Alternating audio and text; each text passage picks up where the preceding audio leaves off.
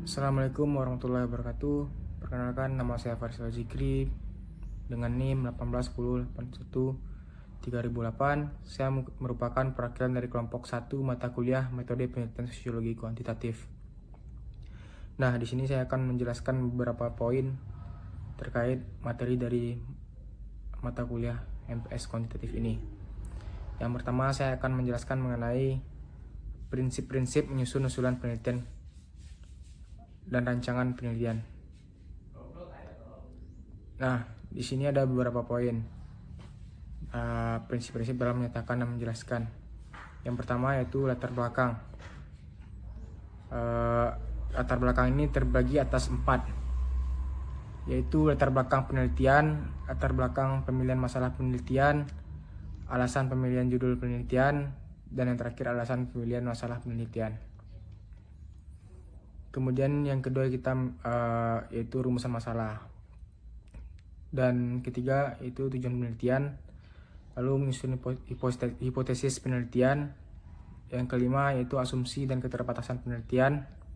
Yang keenam batas konsep atau variabel. Yang ketujuh pentingnya penelitian. Yang kedelapan populasi dan sampel penelitian. Yang kesembilan subjek penelitian. Yang 10 sumber, metode, dan instrumen pengumpulan data. Yang 11 rancangan eksperimen. Yang ke-12 metode pengolahan dan analisis data. Dan yang ke-13 dan hal-hal yang lainnya. Baiklah, selanjutnya saya akan menjelaskan mengenai garis-garis besar proposal penelitian kuantitatif menurut Macmillan dan Schumacher pada tahun 2001 adalah sebagai berikut. Yang pertama yaitu pendahuluan. Pendahuluan ini terbagi atas yang pertama pernyataan masalah secara umum. Masalah yang bersifat umum dirumuskan secara jelas dan tepat. Rumusan demikian akan membantu membaca memahami pentingnya masalah dan kedudukan fokus masalah dalam bidang keahlian peneliti atau pendidikan. Rumusan masalah umum tersebut ditunjang oleh studi kepustakaan yang sesuai dijabarkan dalam pertanyaan dan atau hipotesis khusus serta manfaat penelitian. Rumusan permasalahan umum tersebut disimpan pada awal alinea, diikuti oleh latar belakang pemilihan masalah. Rumusannya hendaknya cukup padat tetapi mudah ditangkap atau dipahami oleh orang yang tidak ahli dalam bidang masalah tersebut. Yang kedua yaitu review kepustakaan, yaitu mengemukakan apa yang telah diketahui tentang permasalahan dan kajian teori dan penelitian terdahulu, membantu memperjelas latar belakang dan pentingnya penelitian.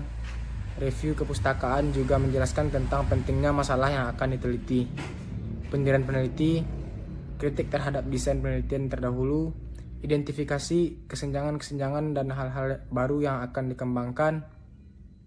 Kemudian yang ketiga yaitu hipotesis atau pertanyaan penelitian khusus. Sebagai jabaran dari permasalahan umum, dirumuskan hipotesis dan atau pertanyaan khusus. Diikuti rumusan definisi operasional atau penjelasan tentang variabel yang diteliti. Rumusan pertanyaan khusus atau hipotesis hendaknya mampu menggambarkan dengan jelas bahwa penelitian bersifat empiris dengan desain penelitiannya yang spesifik. Kemudian yang keempat yaitu manfaat penelitian. Menjelaskan pentingnya penelitian dalam pengembangan pengetahuan, implikasinya bagi penelitian lebih lanjut, manfaatnya praktis untuk pengembangan pendidikan, manfaat hasil penelitian bagi pengembangan pengetahuan atau manfaat teoritis dapat berupa penemuan pengetahuan atau prinsip-prinsip baru. Implikasi hasil penelitian bagi penyempurnaan pelaksanaan pendidikan dapat berupa bentuk rumusan atau pernyataan-pernyataan yang bersifat umum, bukan saran-saran yang khusus. Yang kedua yaitu desain dan metodologi. Menjelaskan jenis desain dan metode yang akan digunakan. Apakah menggunakan penelitian deskriptif, survei, korelasional, eksperimental, pengembangan, dan jenis-jenis penelitian kuantitatif lainnya. Yang pertama, subjek. Dijelaskan siapa atau apa target populasi, bagaimana pengambilan sampel dan populasi tersebut, besarnya sampel, prosedur penarikan sampel.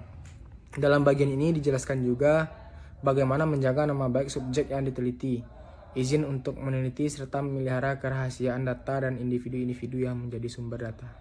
Yang kedua, penyusunan instrumen. Dijelaskan jenis instrumen yang digunakan, alasan penggunaan instrumen tersebut. Jika instrumen sudah ada, dikemukakan validitas dan reliabilitas instrumen tersebut.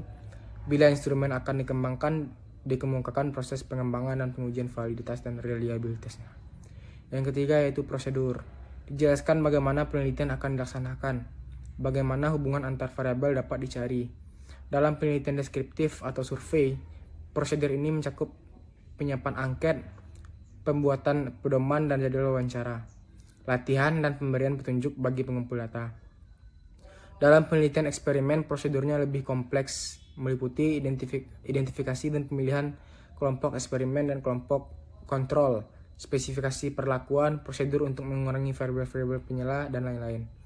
Yang keempat yaitu analisis dan penyajian data. Dijelaskan teknik analisis data yang digunakan dan bagaimana proses analisisnya, serta bagaimana data hasil analisis disajikan. Bagaimana pengujian setiap hipotesis dilakukan serta alasan penggunaannya. Alasan diarahkan pada kesesuaian dengan tujuan studi, ukuran sampel, serta pengujian instrumen yang digunakan.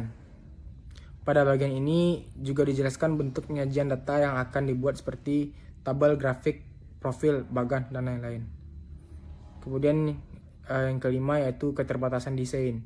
Dijelaskan keterbatasan desain dalam kaitannya dengan lingkup studi, desain, dan metodologi. Lingkup studi terbatas pada apa yang dirumuskan dalam permasalahan umum atau fokus penelitian. Tidak bisa meneliti semua hal yang terkait dengan permasalahan tersebut. Desain juga dibatasi oleh metodologi yang digunakan. Kalau metodenya korelasional, maka penelitian diarahkan untuk mengidentifikasi hubungan melalui analisis korelasi. Demikian juga dengan komparasi terbatas pada membandingkan hal-hal yang sudah dirancang melalui analisis komparatif. Yang ketiga, rujukan. Berupa daftar sumber-sumber apa yang dijadikan sebagai rujukan. Sumber-sumber tersebut dapat berbentuk buku, jurnal, hasil penelitian, serta sumber-sumber dalam situs internet. Rujukan digunakan dalam identifikasi, perumusan masalah, perumusan definisi, penyusunan desain, pengembangan instrumen, analisis data, dan pembahasan bahkan sampai pendidikan kesimpulan. Dan yang terakhir, yang keempat yaitu lampiran. Berisi hal-hal yang sifatnya melengkapi atau mendukung proposal penelitian seperti jadwal penelitian, rencana anggaran, dan riwayat hidup para peneliti. Baiklah, yang ketiga saya akan menjelaskan mengenai tahapan dalam penyusunan proposal penelitian kuantitatif. Di sini dibagi menjadi 4 langkah.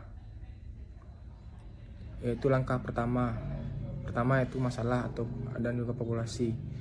Ini menyangkut siapa yang diteliti, populasi, seluruh elemen, unsur, objek, orang yang mempunyai paling tidak satu karakteristik yang sama. Yang kedua yaitu variabel, menyangkut apa yang diteliti, bervariasi, membedakan, dan juga dapat diukur. Kemudian apa metode penelitiannya, yaitu bagaimana penelitian dilakukan, apakah itu deskriptif, korelasional, atau teori atau perbandingan. Yang kemudian selanjutnya yaitu judul penelitian, siapa yang diteliti, apa yang diteliti, bagaimana penelitian dilakukan, di mana penelitian dilakukan, kapan penelitian dilakukan. Kemudian langkah yang kedua yaitu masuk pada bab 1. Yang pertama yaitu menyusun latar belakang masalah, kemudian menyusun identifikasi masalah, pembatasan masalah, perumusan masalah, dan kegunaan penelitian. Kemudian masuk pada langkah yang ketiga yaitu bab 2. Yang pertama deskripsi teori. Ada variabel 1, variabel 2, hubungan antara variabel 1 dengan variabel 2. Kemudian penelitian terdahulu, kerangka berpikir, dan pengajuan hipotesis. Kemudian langkah keempat masuk pada bab 3. Yang pertama yaitu tujuan penelitian, metode penelitian, tempat dan waktu penelitian, teknik sampling, teknik pengumpulan data, dan teknik analisis data. Baiklah, sekian penyampaian materi dari kelompok 1 mata kuliah metode penelitian sosiologi kuantitatif. Saya mohon maaf apabila ada kesalahan dalam penyampaian materi. Lebih dan kurangnya saya akhiri. Assalamualaikum warahmatullahi wabarakatuh.